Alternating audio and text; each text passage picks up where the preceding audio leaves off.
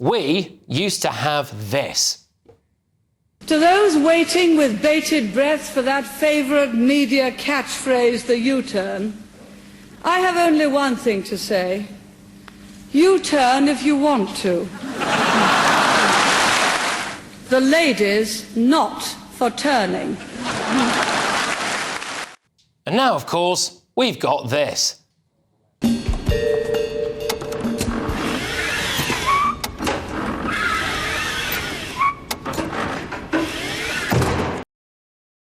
It's 13 U-turns and counting for Sir Keir Starmer. It's so many, it's hard to keep track, but thankfully, Kemi Badenoch could.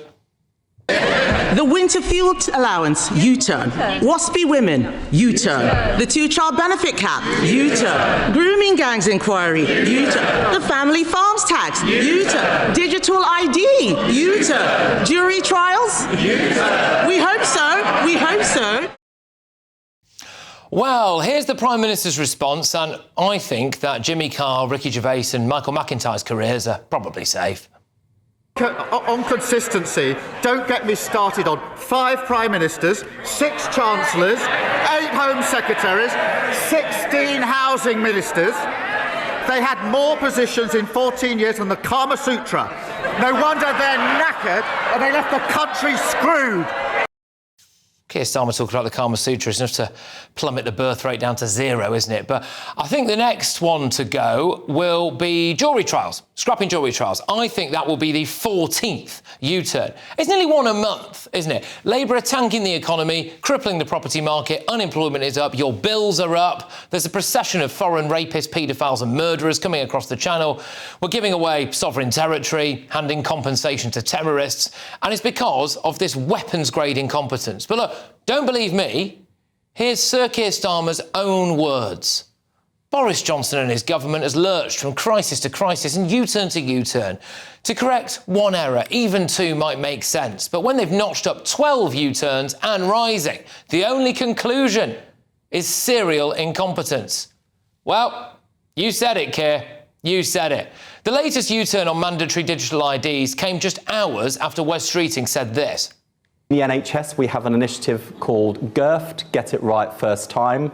That should be our New Year's resolution for 2026.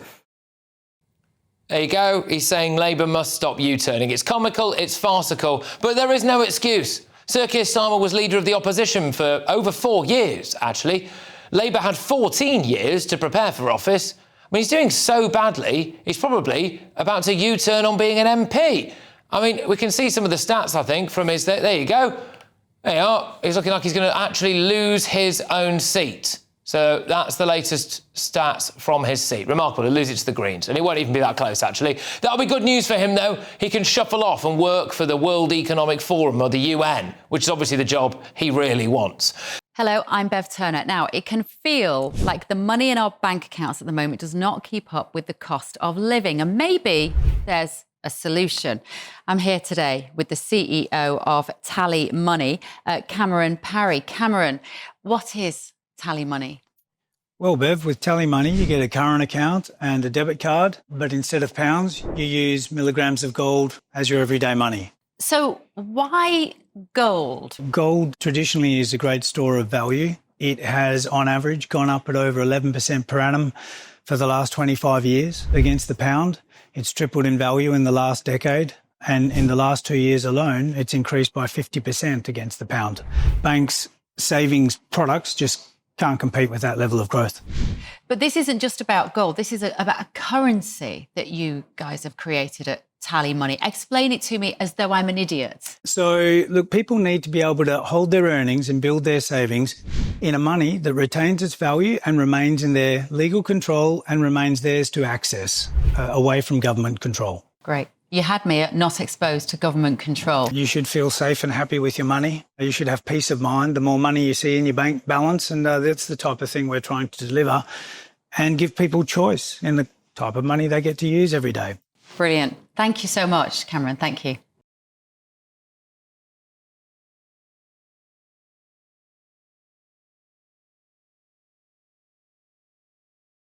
Let's get thoughts on my panel. We've got the Director of Popular Conservatives, Mark Littlewood, and we've got Reform Councillor Russell Quirk and journalist and broadcaster Nina Mishkov. Mark, I will start with you.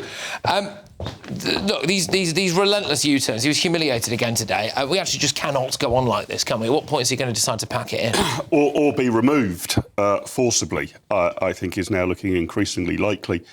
Patrick, it's even worse than you said. It's not just incompetence. The problem is, I don't think this government has any strategy.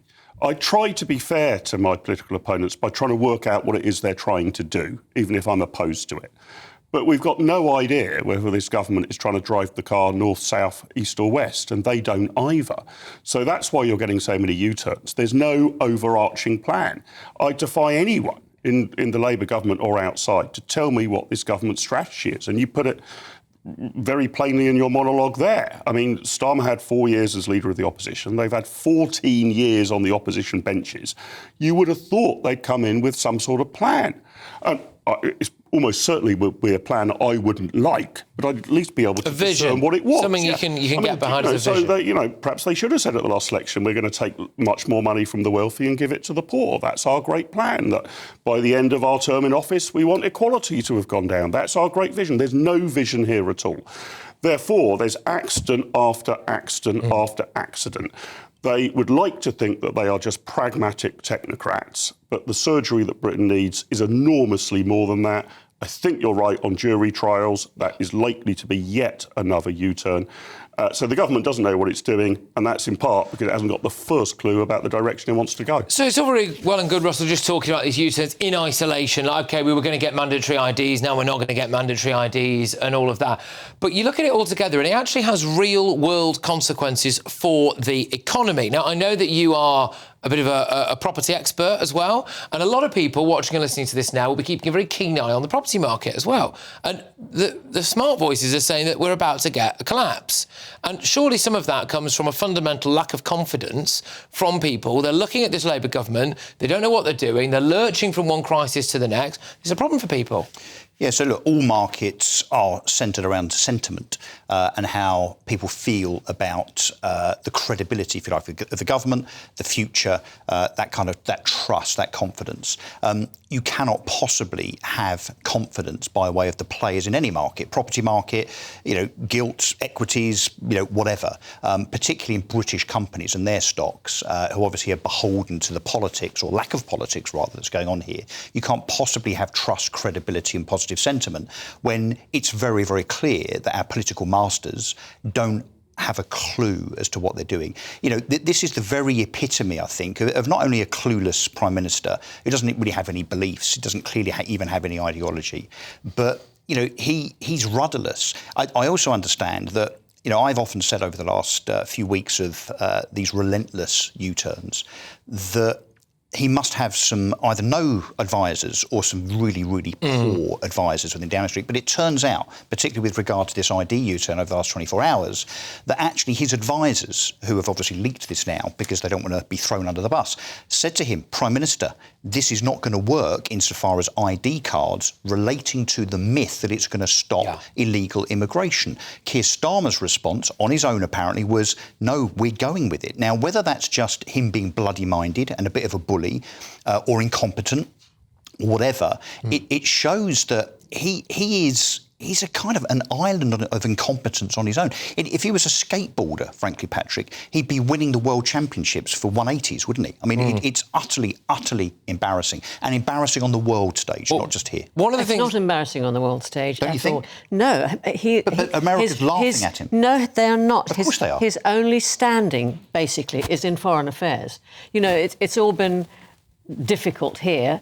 And the only thing, I just remind Russell, because everybody else knows, I don't vote Labour and I didn't vote for him. Oh, no. So, but there are, another point of view might be that he is a man who has listened to what the people want and what the people say, and if they don't want it, and he has changed his mind. No, but it's his job to have political judgment, Nina, in the first place. The political judgment in the first place, but then you have to have a team and a government that carries through what he wants. Well, that's the point, then. Well, absolutely. But that's extraordinary. I mean, if digital ID, in my mind, I'm completely opposed to it.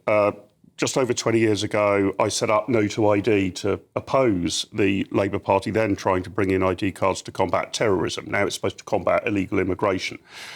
But if you wanted to make the case for ID cards, you've really got to think this through. A case can be made for them. I'm totally opposed, but it should have been in the Labour Party manifesto. They should have worked it all out. But not hung off the myth. Can I just ask you a question? Suddenly. Can I ask you a question? Are you pleased that he's U-turned and the outcome is that there are no digital ID cards? Damn right. Well, there you are. Well, hang on. All the things that he's U-turned on are positives for people. I'm against left-wing statist policies, so when he U-turns on them, I typically but we expect warning from a Prime Minister than someone that shoots in the dark and then has to U-turn on everything through because of resistance. Never mind expect. What it is in actual practical, pragmatic terms, is that he has produced via his U-turns, which are dreadful, of course, everybody knows that. But he has produced results that are better for the people and what people want. Could I put this to you? Because there are huge world events taking place at the moment, and we are in an incredibly volatile situation. And what these U-turns would indicate, for me anyway, Nina, is that his gut is always wrong. Right, and this is why he has to U-turn on it. I don't think there's any reason why he would U-turn on it. So when we're looking at things that might happen at a very fast pace, when it comes to Greenland or Iran or Russia or whatever it is, how can any of us have any faith whatsoever that this guy is going to make the right decision in the moment when it matters? I think his instincts are global rather than domestic. I think he has spent his time... Everybody's complained. Well, then he should go and work for the United Nations, shouldn't he? Not be our British Prime maybe he Minister. will do. But at the moment... He has made contacts with every... Contacts? I've got... He can use a mobile phone. I've got a mobile phone with contacts. He has made solid contacts with Trump. Trump likes him. God knows why, but he does. He's got Trump's phone number. No, it's not a... Trump actually likes him. He has made good contacts. He knows... He has a very big... geopolitical sense of how things are. Nina, with respect, you're really clutching. I am not clutching. I am not clutching. That is not much of a rate of return of 18 months of being Prime Minister. So he's got a Rolodex. Anything else? It's not a Rolodex. And don't be facetious, because we're not talking about phone calls. We're talking about actual face-to-face communication. And if and when war comes, I would rather he was at the helm than anybody else. Wow. Than anybody else? Anybody. Okay. That's currently on the scene. We'd be invaded within seconds. We'd have the white flag up. No, we haven't. He has stood up for Greenland where other people haven't. It's got nothing to do with him. This country... Can I just say, by the way, sorry... Excuse me, it has something to do with us because it's NATO. Can I just say what the breaking news tonight I saw, again, there's a theme that's happened every single night so far this week, which is literally as I'm walking into the studio, something big happens, and I've got it on my phone. Apparently, we have agreed to send one military officer to Greenland. Good. It's a poor bloke. Or woman, I suppose, modern world, isn't it? But anyway, I hope they're massive. I hope they're huge. I hope we've sent like a 10-foot tall Megatron to Greenland just to stand there. But apparently that's the news. Seriously, apparently we have agreed to send one military officer to Greenland. That's the latest I've heard there anyway. But just back to Sir Keir Starmer. So it's roughly speaking about 13 U-turns and counting. We are expecting, the noises are that the jury trials is going to be the next U-turn. Mm-hmm. Just practically speaking, I mean, his own words there are that this is serial incompetence. That was when he talked about Boris Johnson. Yep. So, by his own metric, he's incompetent, isn't he? Yes, I would say so. And it makes it impossible to govern if you behave like this. And one thing that you didn't show on the clip that Kemi Badenoch was quite good at today, and a lot of Labour MPs are complaining about, is the Prime Minister will announce something. They have to take to the radio, the TV stations, their local parties to say what a great idea this is, or, I'm willing to go with this. And they now don't have the confidence that it will be stuck to. So once you've got this number, and these are big, this is full-blown U-turns. These are not nuances. These are really turning around and going in the reverse direction. Any future statement becomes hard to believe. Yeah. So anything that the Prime Minister now says that is even remotely controversial, everyone will be thinking, the markets, Labour MPs, other jurisdictions, is this going to stick? I'm struggling to think of any Labour policy over the last 18 months that is actually intact. That actually remains as a policy. The other big question has to be not when he goes, not if he goes, when he goes. Can I ask you a question? Why has this whole thing about jury trials being abandoned, as it were? Why has that come up?